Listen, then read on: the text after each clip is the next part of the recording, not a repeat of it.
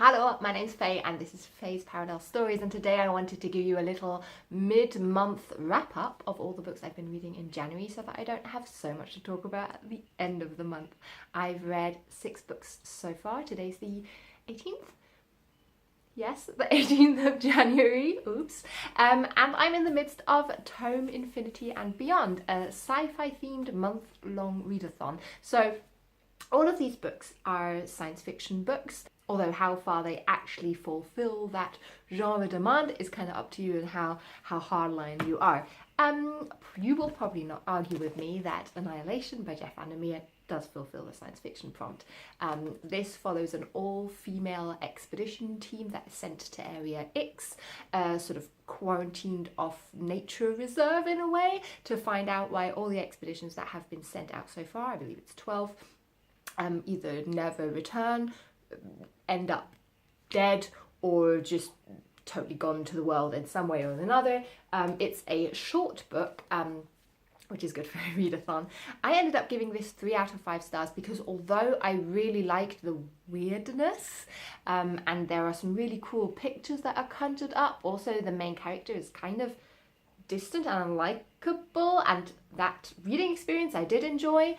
I felt like in the end you are thrown in the deep end and kind of have to sink or swim, figure out what's going on. And I thought that was a bit of almost like a cheap shot for the first book in a trilogy, because I almost feel like now I have to continue if I want to know what happens, and I'm not sure I was hooked enough, although knowing me I will probably pick them up at some point. Also, this is not the this is not the original cover, this is the movie tie-in, because it has been turned into a movie, which doesn't surprise me at all, having read it.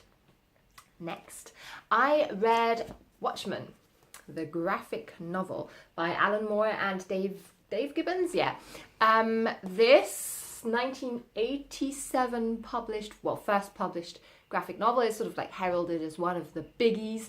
If you're really into comics, I'm not. I don't know that many, so take my criticism with a grain of salt. I gave this 3 out of 5 stars because although this comic that follows 2 generations of masked superheroes in the midst of the Cold War, because between America and Russia and sort of impending threat of nuclear war, I thought this was too clever at times. I really liked how different storylines interweave in this. Also, there's a real mix of like media of telling the story. We have like newspaper clippings and excerpts of like a book written by one of the characters, and I did really enjoy that.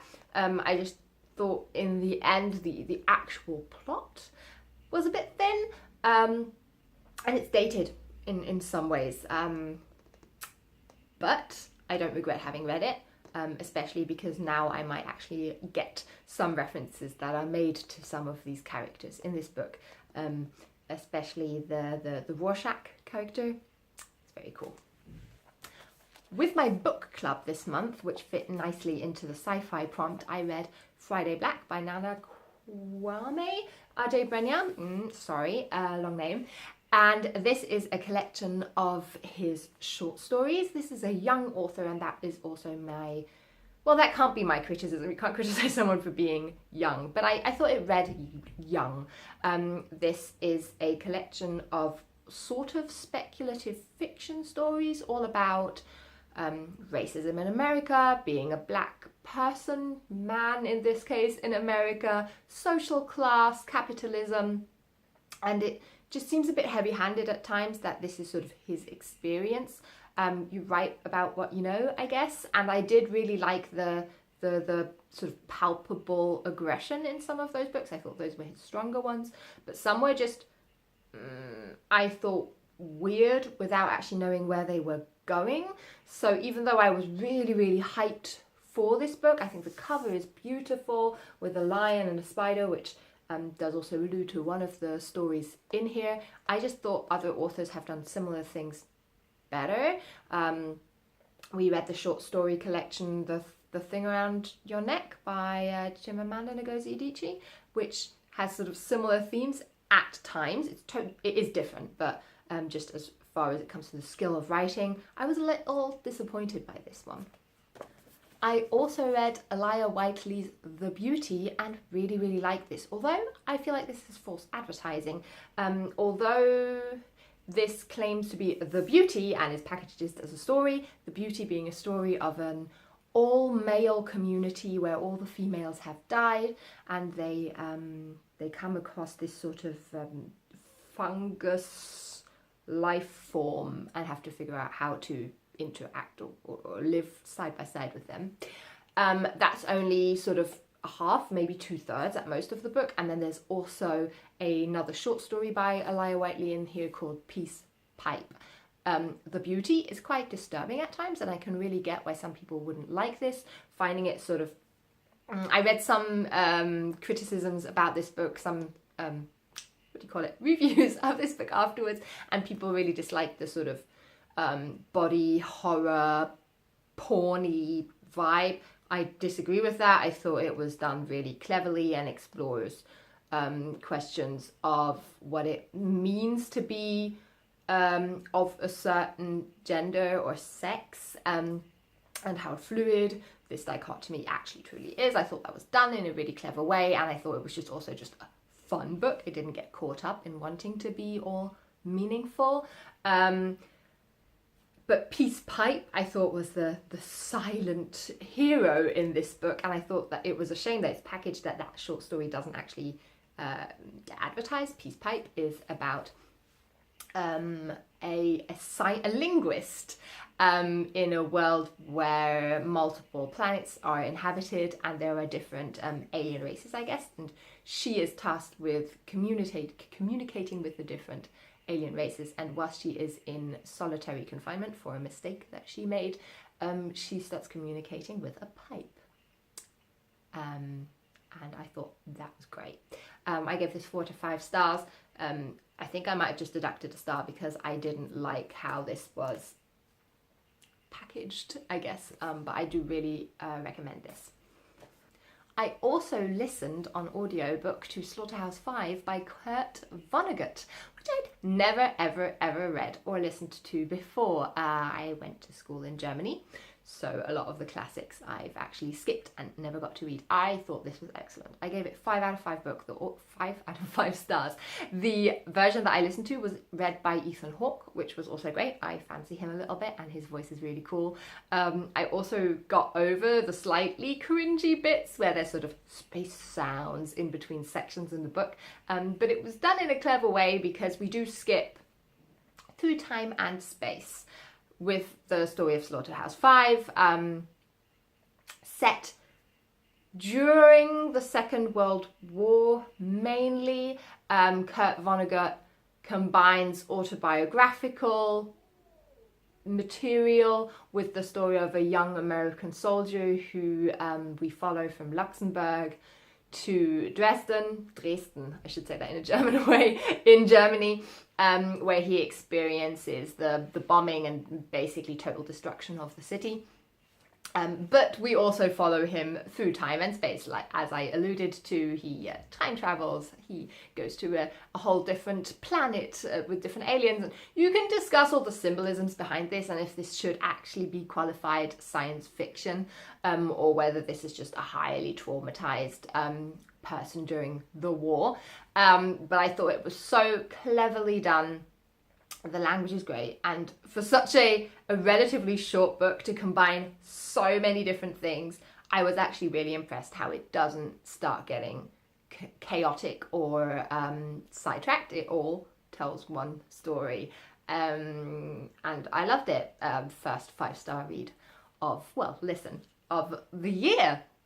And then the final thing I read was an eARC, which I was really, really happy to get from Netgalley, called New Suns, edited by Nisi Shawl.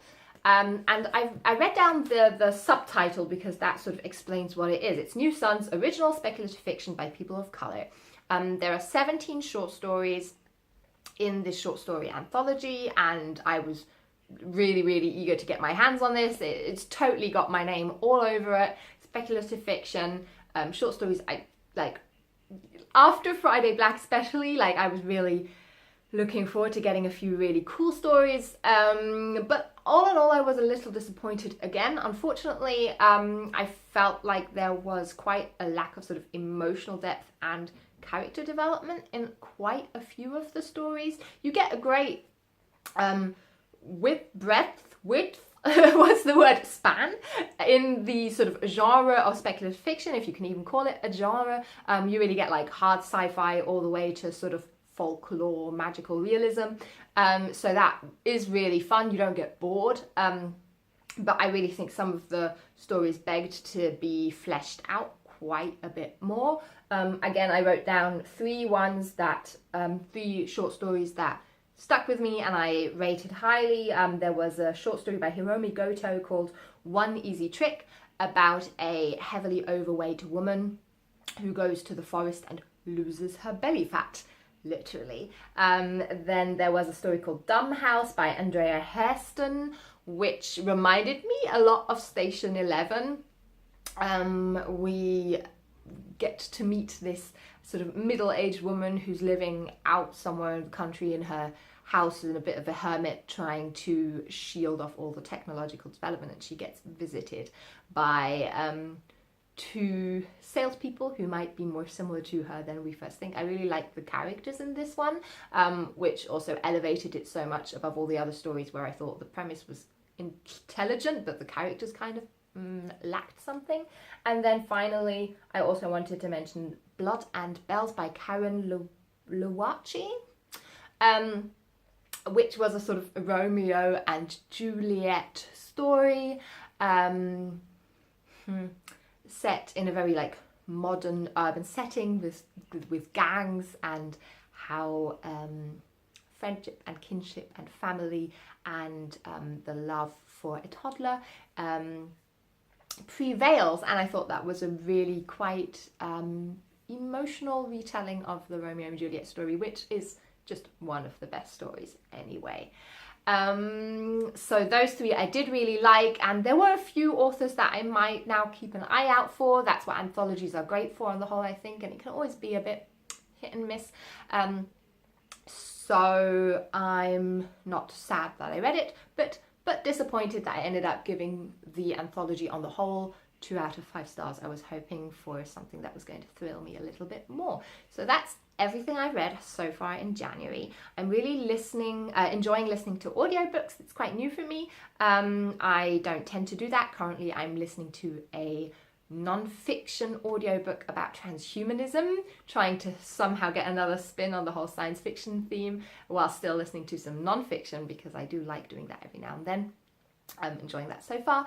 And yeah, that's everything so far. I still have 13, well, 2 weeks, let's say 2 weeks left in January. So I hope I can get some more of the Tome Infinity and Beyond prompts checked off, together with the help of Shelby by Read and Find Out, who I am partnering up with to get Mercury settled. Yeah, but all of that I can talk about at the end of the month, see how far we get. I just wanted to make things easier for myself later.